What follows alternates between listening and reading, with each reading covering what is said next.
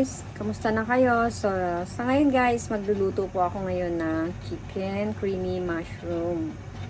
So, ang ating ingredients ay ito po ang ating chicken, butter, syempre hindi mawawala ang garlic, onion, at sliced mushroom. And then gagamit din po tayo ng white sauce.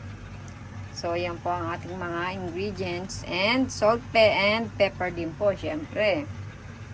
So, yan po. Mag-start na po tayo. So, ayan guys. Nag-init na ako ng kawali. And then, pag tuyo na po, medyo may tubig-tubig pa. Pag natuyo, lalagyan ko na to ng mantika at butter. Pagsasamahin na po natin. So, ayan guys. Naglagay na ako ng mantika at butter. And then, isusunod natin dyan ang ating garlic and onion.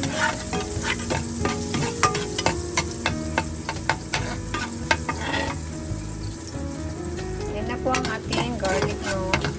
Huwag po natin susunugin. And then, susunod naman natin ang ating onion. Yan, halagyan na natin ang onion. Isa-gisa lang.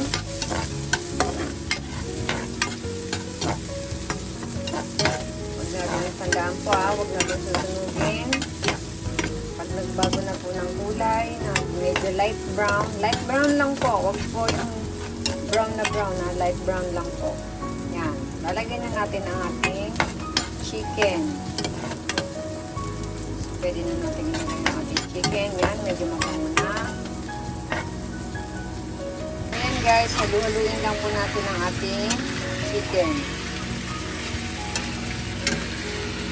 Yan.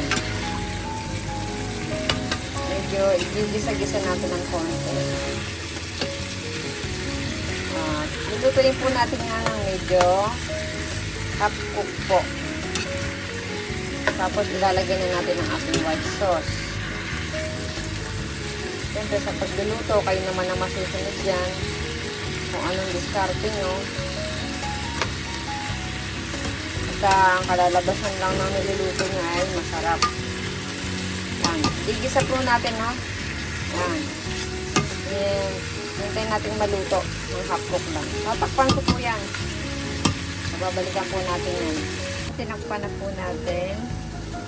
Kaya ano natin maluto ng mga medyo half cook lang. Siguro po mga 5 minutes, ganun. At bubuksan natin. At ilalagay na natin ang ating white sauce. At kung kailangan natin lagyan ng tubig, lalagyan natin.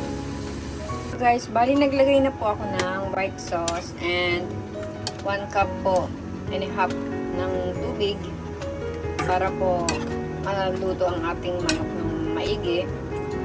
And titimplahan ko na po yan ng asin at paminta. Kunting-kunti lang po. And then lalagyan ko na po yun na pwede po natin lagyan ng laurel para may dagdag sarap. Ngayon kung meron po kayong gustong ilagay na gulay, pwede po rito ang carrots at patatas. Hindi ko lang po talaga nilagyan kasi balut-balut po ang tinda doon, maramihan ng laman hindi ko na po kailangan ng ganong kadami. Yan. Titimplahan nyo po yan. Mantikman nyo po. Hindi po masyadong bibiglain sa asin kasi ang white sauce po ay medyo maalat-alat na. Hindi, kung wala naman kayong white sauce, pwede kayong gumamit ng fresh milk at cream. Parang Nestle cream, ganon. Full cream na pwede rin pong alternate yun. Pero para sa akin, mas madali na po itong nilagay kong white sauce para ganun din naman po kasi. Ang white sauce po ay milk at cheese na pinagsama. So, pwede nyo rin itong lagyan ng cheese kung gusto nyo para mas masarap. Nasa sa inyo pong diskarte ng pagluluto kung paano nyo po mapapasarap.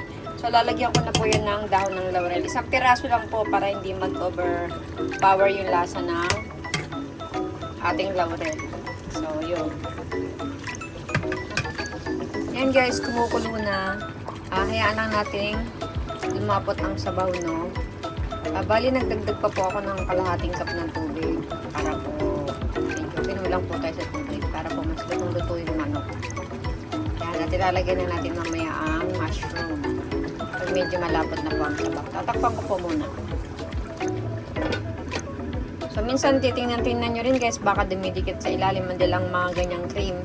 Pagka dumidikit po sa ilalim, sa kawali. Kaya minsan halu-haluin din po natin. So, yan guys, gaya po ng sinabi ko, chichikin nyo rin po at titingnan nyo at hahalu-haluin nyo rin po. So, andyan na po yung ating mushroom. Ano, yan. Ilagay ko na rin. Basta tinihintay lang po natin itong lumapot para maluto po ng gusto ang ating manok.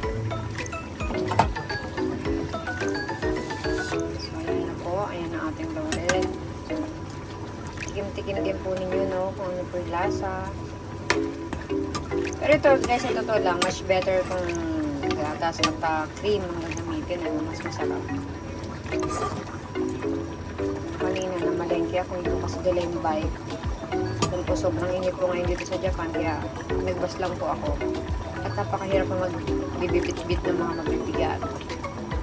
Kaya, para na lang makaano ko sa bitbitin, ito na lang pong white sauce ang binili ko sa lata.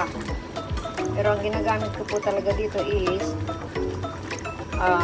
fresh milk at saka cream. Pero ito, ang lasa po nito, may pagka chicken alaking. Ganyan halos din po yan. Pwede rin nyo rin nga po pala kayo maglagay ng broccoli.